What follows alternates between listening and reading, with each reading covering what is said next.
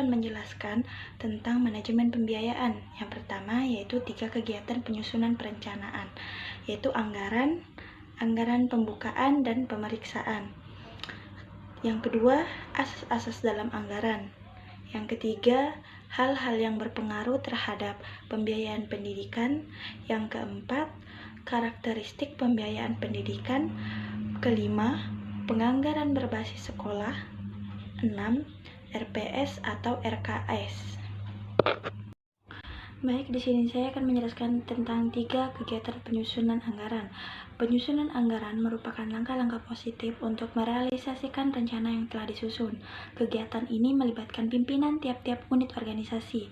Pada dasarnya, penyusunan anggaran merupakan negosiasi atau perundingan atau kesepakatan antara puncak pimpinan dengan pimpinan di bawahnya dalam menentukan besarnya alokasi biaya suatu penganggaran. Yang kedua yaitu auditing pemeriksaan. Auditing adalah semua kegiatan yang menyangkut pertanggungjawaban penerimaan, penyimpanan, dan pembayaran atau penyerahan uang yang dilakukan bendaharawan kepada pihak-pihak yang berwenang bagi unit-unit yang ada di dalam departemen. Mempertanggungjawabkan urusan ini kepada BPK melalui departemen masing-masing. Auditing sangat penting dan sangat bermanfaat. Yang ketiga yaitu accounting, yaitu pembukuan. Pengurusan ini meliputi 2 hal, yaitu pertama, mengurusi hal yang menyangkut kewenangan menentukan kebijakan menerima atau mengeluarkan uang. Pengurusan kedua yaitu menyangkut urusan tidak lanjut dari urusan pertama, yaitu menerima, penyimpanan, dan mengeluarkan uang. Pengurusan ini tidak menyangkut kewenangan menentukan tetapi hanya melaksanakan dan dikenal dengan istilah pengurusan bendaharawan. Baik, yang ketiga yaitu karakteristik pembiayaan pendidikan.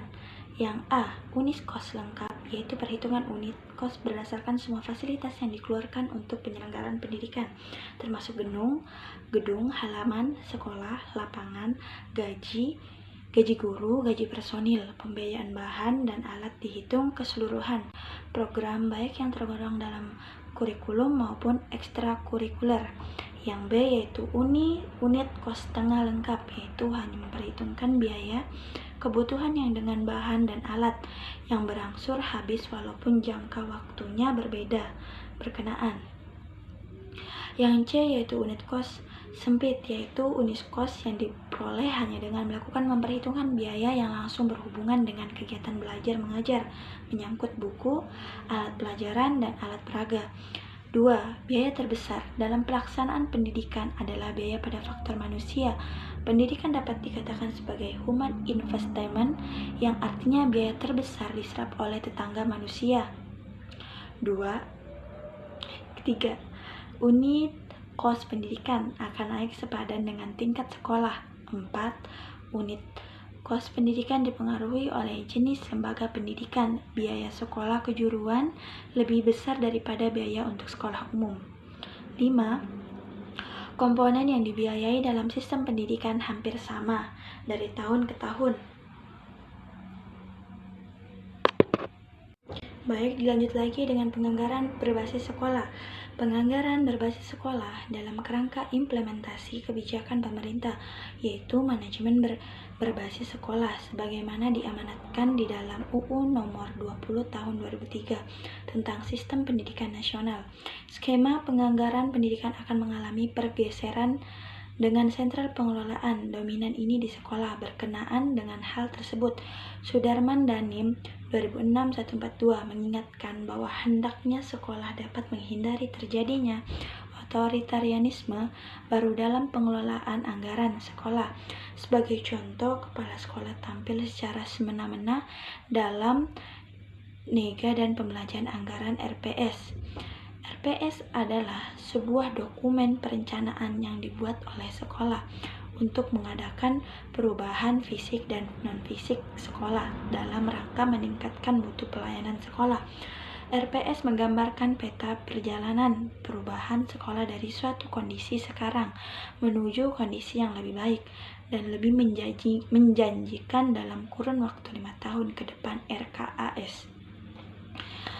Pengertian RKAS adalah dokumen anggaran 2 sekolah resmi yang disetujui kepada kepala sekolah serta disahkan Dinas Pendidikan setempat bagi sekolah negeri atau penyelenggara pendidikan atau yayasan bagi sekolah swasta.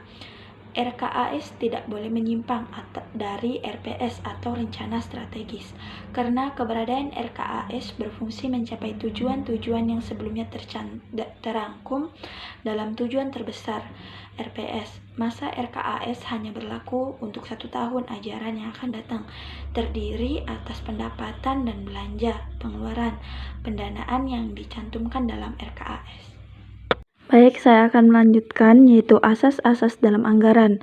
1. Asas plafon, bahwa anggaran belanja yang boleh diminta tidak melebihi jumlah tertinggi yang telah ditentukan.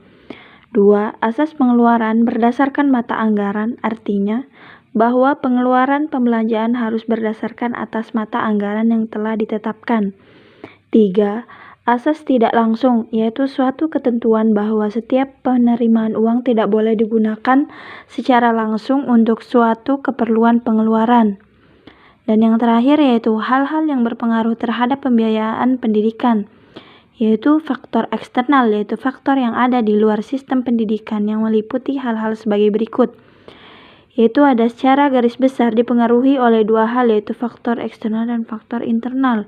Perkembangannya demokrasi pendidikan, kebijakan pemerintah, tuntunan akan pendidikan, adanya inflasi, faktor internal yaitu tujuan pendidikan, pendekatan yang digunakan, materi yang disajikan, tingkat dan jenis pendidikan.